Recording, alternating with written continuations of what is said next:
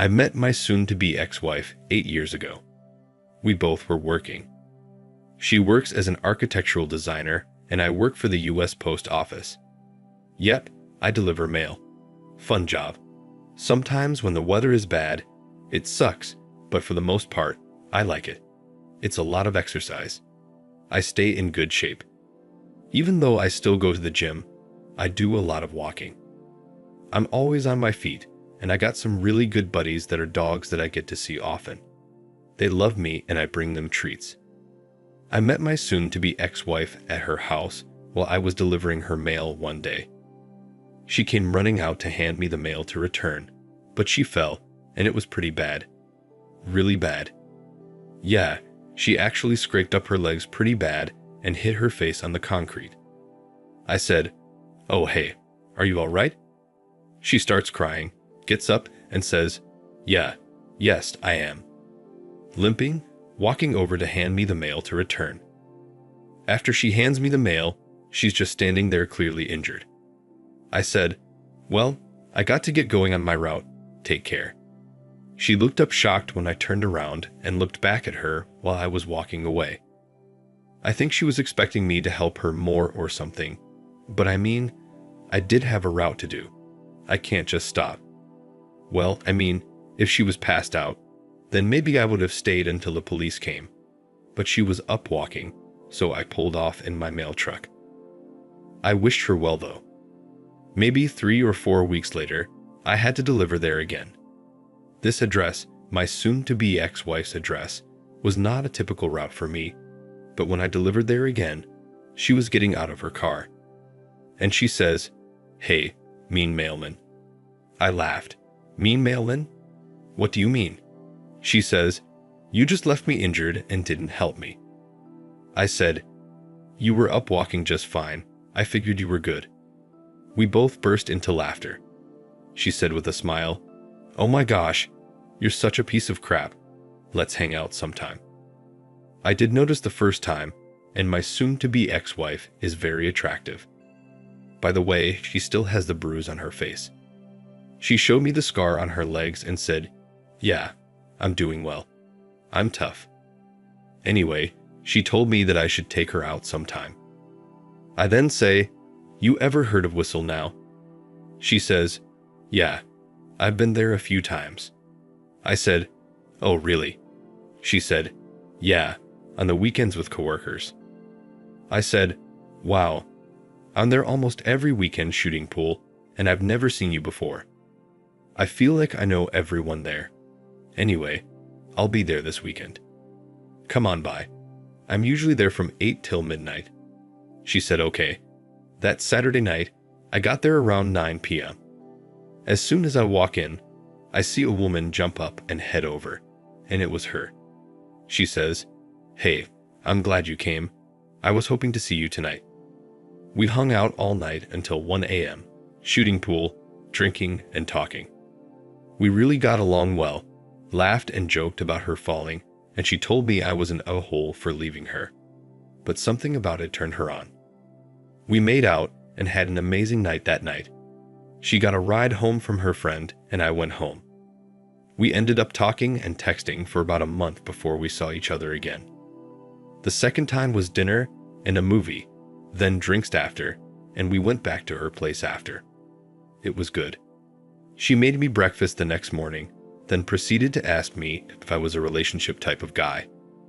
I said, "Yeah, it had been 3 years since I was in one, but I absolutely am." And I said, "Of course, I want to build up to that and just not jump straight into one because the sex was spectacular." She threw pillow at me with a smile and said, "Oh my gosh, you're such a jerk." We laughed and she said, "I'd love to work towards that if you're okay with it." I said, "Okay," and that's when we started dating. Not confirmed exclusive yet, but we went on several dates. I went to her company's Christmas party. She met my cousins on a trip to Gatlinburg. We eventually became exclusive and later we married. The marriage started off great. We were married for 4.5 years before my ex-wife decided she wanted to go back to school. She needed to obtain her grad degree so she could later sit for the test to become a licensed architect. All of her student loans were paid off already, and grad school was paid for because of something called research assistance or assistantship, though it really wasn't a big deal. Yeah, she wasn't going to be working, though there's one income, but she still got a little bit of income, and it all still was going to work out. And I actually encouraged her to do it because that's something she's always wanted to do. Why not? We don't have any children. Get it out the way now while you can. Anyway, it was just a 2-year program, so first semester was okay. She was gone a lot though. A lot of studio time. That's what she would call it. A lot of late nights working on projects, but it worked out. The school she attended was only 25 minutes from where we were living, so the drive wasn't too terrible for her. But the second semester is when I discovered some BS. One night, she came home very late, well after 1 a.m. Now coming home late wasn't unusual. Maybe 11 at night, sometimes even 12, depending on that she's working on a project. But I just had a gut feeling this night. When she got home, she was very nervous. She was darn near shaking. I couldn't understand, and I'm asking, "Are you okay? What's wrong?" She said, "Yeah, I'm good. I just want to take a shower and go to bed so we can enjoy Saturday tomorrow and go on our trail." We used to go walking on trails and have picnics every weekend, especially around this time. I put my hands on her shoulder and I was asking her, "Are you okay? Something's not right." She puts her head down and she starts to tear up. I said, "What is wrong with you? Something happened to you. What happened?" Immediately, I started thinking somebody harmed her somehow, some way, or she's hurt about something. I just knew it. She looked at me and said, "Please don't be upset with me, please." I said, "Okay, I guess.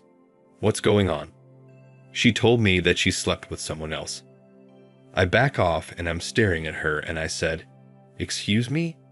You did what?" She repeats. "I slept with someone else." I said, "Who did you sleep with?" She told me it doesn't matter.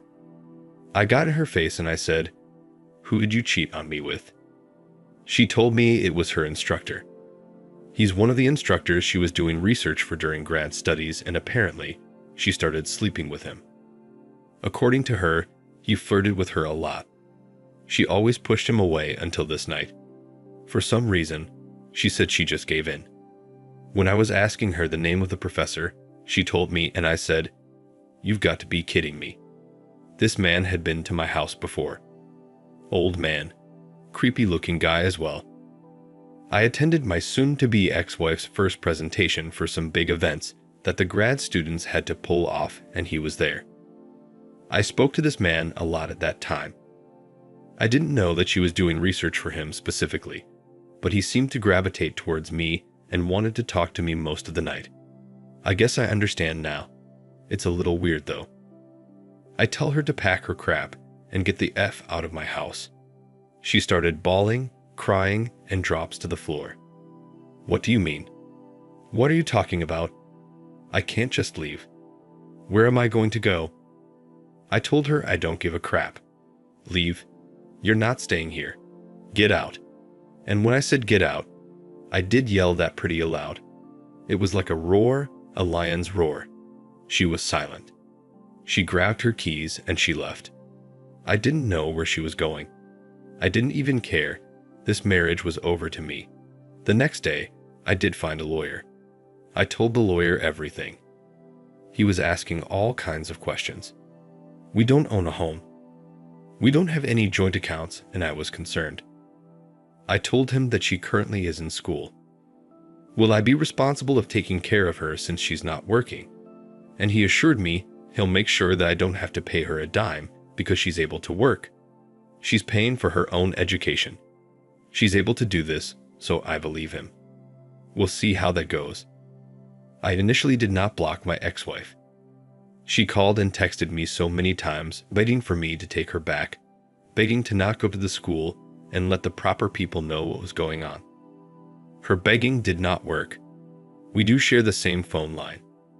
I got everything, even emails of her with the instructor. Him sending her love letters. She actually did tell him no a number of times and proved that they actually stuck together because he sent her a love note via email from his school address thanking her for sharing her love with him. It was weird and creepy. I got everything. Documents. I first gave it to my lawyer. I found the proper people to speak with at the university, and just recently, I received a letter stating that that instructor was terminated, lost his job, and my soon-to-be ex-wife was kicked out of the graduate program. I saw her Facebook post saying her life is over. Her career is over because of one little mistake, and she wishes she could rewind time and fix things, but she can't. Her life is done. People are under her posts saying, "Don't talk like that. Don't do anything to yourself." Her family is afraid that she's going to try to harm herself. I don't give a crap what she does. We're done. You don't disrespect me like that. Thank you for watching. Like and subscribe if you enjoyed the video. See you next time.